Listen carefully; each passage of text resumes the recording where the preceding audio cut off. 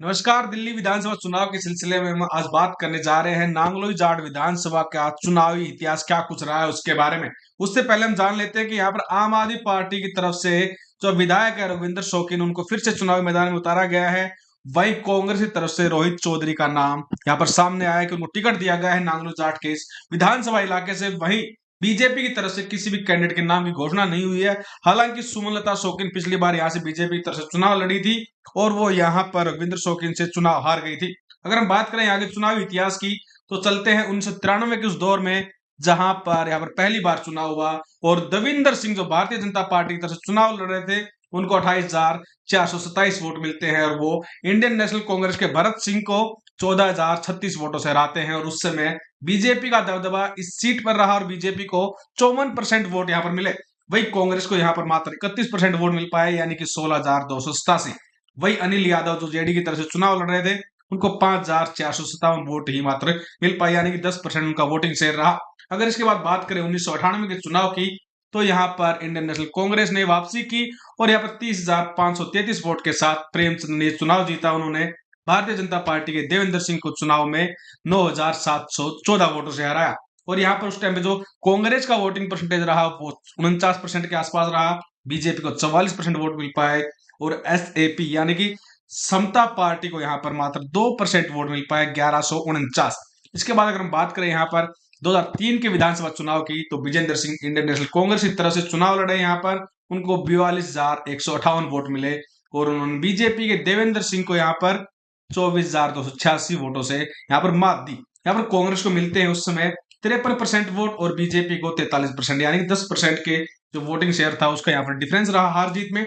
वही मोहिंद्र यादव एसपी की तरफ से चुनाव लड़ते हैं, उनको मात्र 1937 वोट मिलते हैं, यानी कि 2% वोट उनके यहाँ पर हिस्से आते हैं। वही अगर इसके बाद हम बात करते हैं 2008 के विधानसभा चुनाव की, तो यहाँ पर बीजेपी की तरफ से उम्मीदवार थे विजेंद्र सिंह, माफ कीजिएगा, इंडियन नेशनल कांग्रेस की तरफ से उम्मीदवार थे विजेंद्र सिंह और उनको यहाँ पर 48,009 वोट मिलते हैं और वो यहाँ पर बीजेपी के राज सिंह को चुनाव हराते हैं 17,560 वोट से।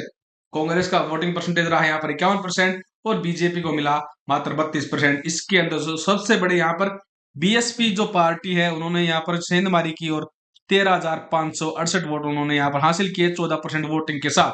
अगर हम बात करते हैं यहाँ पर 2013 के विधानसभा चुनाव की, तो मनोज कुमार शौकीन बीजेपी की तरफ से कैंडिडेट बनाए गए। 57,449 वोटों के साथ उन्होंने यहाँ पर जीत की। उन्होंने इंडियन नेशनल कांग्रेस के डॉक्टर विजेंद्र सिंह को 11,015 वोटों से मात दी।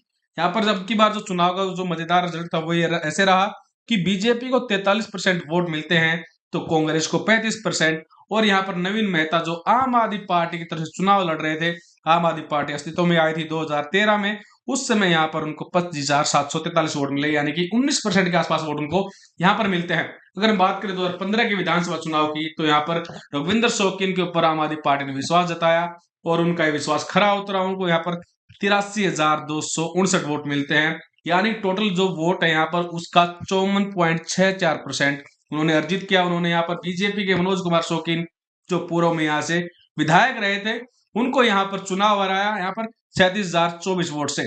बीजेपी को 30.34% ही हिस्सा मिल पाया वोटिंग से।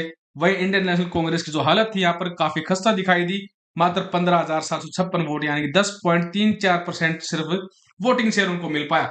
अगर नांगलोई विधानसभा सीट के बारे में बात करें तो ये वो इलाका पड़ता है जो दिल्ली का बाहरी इलाका है।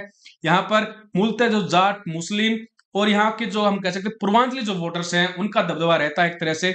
और इस इलाके के 2020 के चुनाव हुए थे, उसमें कुछ नतीजे आम आदमी पार्टी के पक्ष में दिखाई दिए। जब रघुविंदर शौकीन पर फिर से आम आदमी पार्टी ने विश्वास जताया, उनको 74,302 वोट मिले और उन्होंने यहाँ पर सुमलता शौकीन जो भारतीय जनता पार्टी की उम्मीदवार थी, उनको 11,706 वोटों से हराया। अगर हम यहाँ पर तीसरे कैंडिडेट की बात करें तो मनदीप सिंह यहाँ पर इंडियन नेशनल कांग्रेस तरफ से उम्मीदवार थे, उनको कोई खासा वोट यहाँ पर नहीं मिल पाया, मात्र 9,718 वोट उनको हासिल हुए। मात्र हम कह सकते हैं 6.44% उनका यहाँ पर वोटिंग परसेंटेज रहा।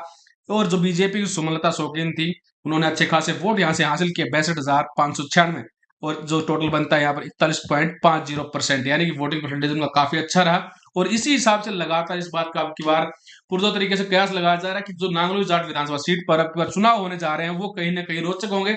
हालांकि बीजेपी के कैंडिडेट का अभी भी नाम यहाँ पर शामिल नहीं हुआ है कि किसको यहाँ से चुनाव लड़ा जाएगा। क्या वो फिर से सुमलता शौकीन पर विश्वास जताएंगे या फिर किसी दूसरे चेहरे पर जो वहां पर मोस्ट पॉपुलर है उसके ऊपर विश्वास जताएंगे। लेकिन आप जनता जनार्दन है, आप बताइए कि 1993 से लेकर 2020 तक का जो इतिहास रहा है, यहाँ पर कुछ लगातार कुछ कैंडिडेट विधायक भी रहे हैं कि 2-2 बार, लेकिन इस बार का जो चुनाव है वो कैसा रह सकता है? आम आदमी पार्टी पर क्या फिर से नांगलोई की जो जनता है वो विश्वास जताएगी या फिर किसी बदलाव की तरफ वो लोग इस बार देख रहे हैं? धन्यवाद।